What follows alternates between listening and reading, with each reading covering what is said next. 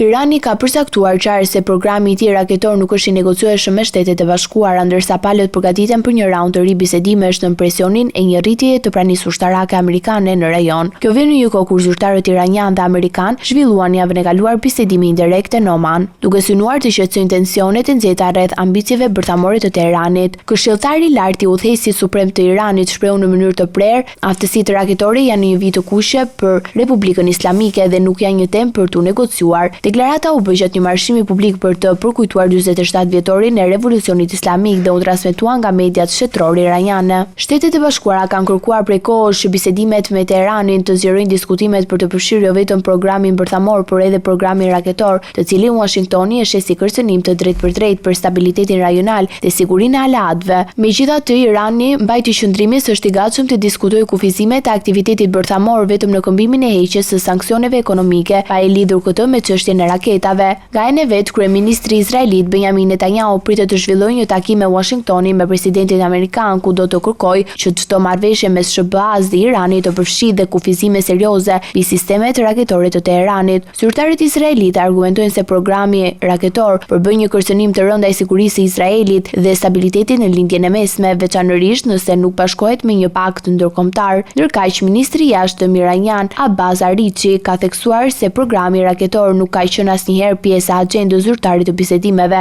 duke riafirmuar vijën e ashpër të Teheranit për mbajtjen e këtij programi jashtë çdo kufizimi të imponuar nga palët e huaja. Këto zhvillime pasqyrojnë një kontradikt të qartë mes kërkesave amerikane dhe kërkesave të Teheranit, duke bërë procesin e negociatave një sfidë komplekse diplomatike, teksa rajoni vazhdon të qëndrojë nën presionin e përshkallëzimit të tensioneve strategjike.